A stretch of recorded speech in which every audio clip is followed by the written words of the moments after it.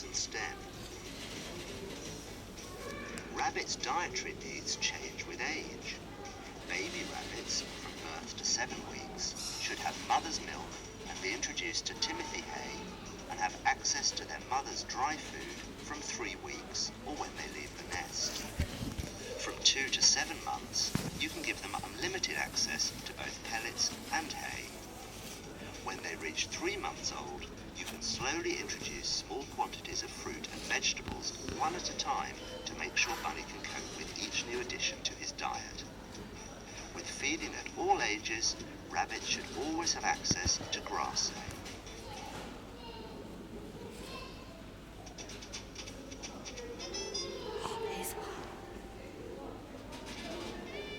Rabbits are clean animals and in the wild will eliminate far from their sleeping space.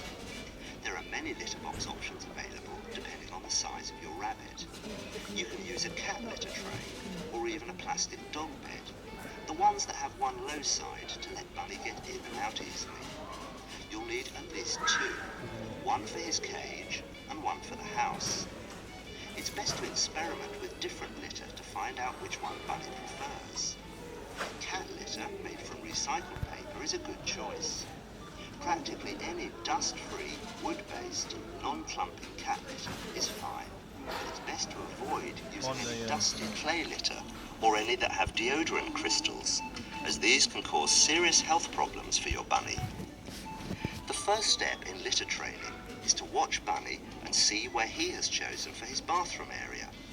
Place a litter tray there, and hopefully he'll continue to use that area as his toilet. To encourage him to eliminate in the tray, put a few droppings and a paper towel soaked with the rabbit's own urine in with the litter.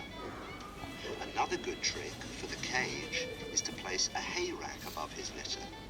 This all makes it a more appealing place to go. You'll need to invest quite a bit of time to encourage your rabbit to use the litter tray. Often it's best to keep him in the cage with the litter tray, and when he's reliably using it, slowly build up the time he's allowed out into the room. Don't get angry if he goes in the wrong place. It takes time. If you shout at Bunny, he'll get upset, and it'll only hamper your progress. Make the litter tray pleasant for him by putting hay and a toy in it. He'll soon get the hang of it. Toilet training an unneutered rabbit can be difficult, as they're subject to hormonal fluctuations and are more likely to mark their territory, which often means your best chair. If Bunny does have a mishap, particularly urine on your carpet, it's important to clean it up immediately and remove the odour. Otherwise, he'll keep going on the same spot. If Bunny is dribbling urine, it often points to an underlying medical problem, such as a bladder infection. If this happens, it's best to pay a visit to your vet as soon as possible. Being able to interpret your bunny's body language will help you have a deeper understanding of how your bunny ticks. Circling at your feet is sexual behaviour, usually seen in unneutered bunnies. A high-pitched squeal means Bunny is in pain or scared. It's a cry for help. Spraying is sexual marking of territory, and again occurs more in unneutered rabbits. Chinning is where rabbits use the scent gland in their chin to mark what they believe is theirs. Dancing, binkying, or hopping means that Bunny is very happy indeed. It's an expression of intense delight and lovely to see. If he's sniffing, it's either because he's angry with you or he's talking. When Bunny starts to grunt, you know he's very angry and annoyed. Rabbits stomp when they sense danger, or it could just be a reminder to you to refill his water bottle. If he's tossing things around the cage, he could be telling you not to rearrange his furniture. It might be a sign of frustration or aggression, or it could be a way to get your attention. With teeth grinding, if it's loud, that could point to pain. But if it's mild grinding, similar to a cat's purr, it means he's happy. When a rabbit's ears are straight up, it shows they're surprised or listening. When they're flat, it means they're resting, and can also mean they're angry.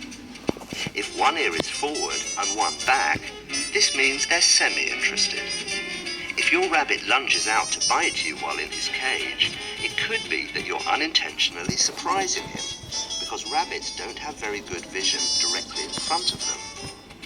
If your rabbit keeps biting you, take him to the vet for a checkup. If he's not found to be in pain and has been neutered but is still showing signs of aggression, feed him a favourite treat while gently brushing him. This way he'll associate touching with something pleasurable. To stop him from chewing your wires and furniture, always provide Bunny with proper chew toys. His teeth continually grow throughout his lifetime, but chewing problems occur more often during adolescence. Rabbits dig. It's only natural. If you want him to stop doing it on your best rug, give him an old t-shirt or blanket to dig on, or better still, a deep litter tray filled with hay or straw. This will keep him busy and happy.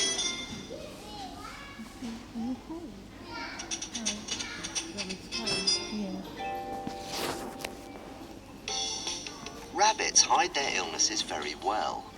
Their natural instinct is not to show any outward signs of illness, as this would make them an easy target for a predator. This means you must be especially careful to keep an eye out for other signs.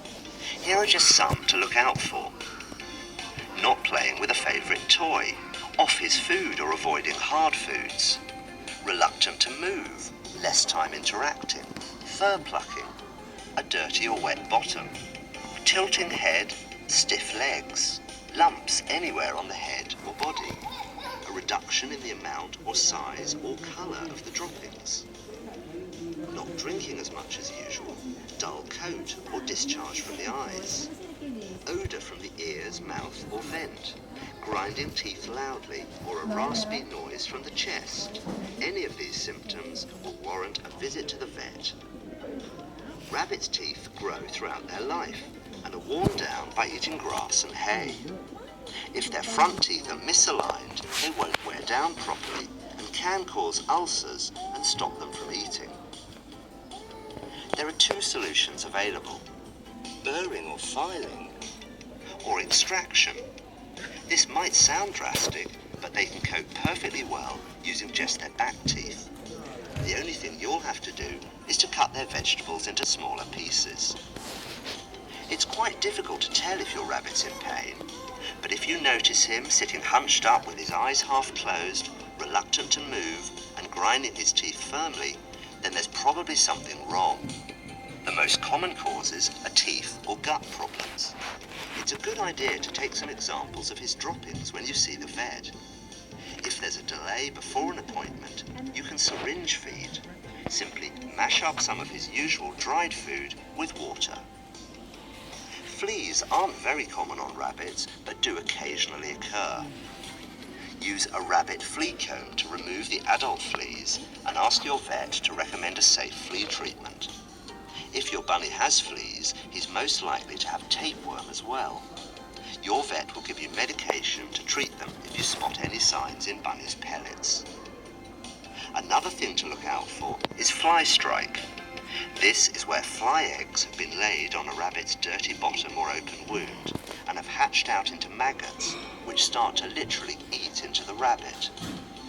Older, fatter rabbits are more prone to this and must have their bottoms checked daily in warm weather. Be sure to check behind the tail as well. If you notice fly strike, get to your vet as soon as possible. Prompt advice is vital if your rabbit is to have a fighting chance of surviving a serious illness. Rabbits are fascinating social creatures that can give years of pleasure if looked after properly. They come in all shapes, sizes and colours, but they all share the same endearing qualities that have made them a firm family favourite.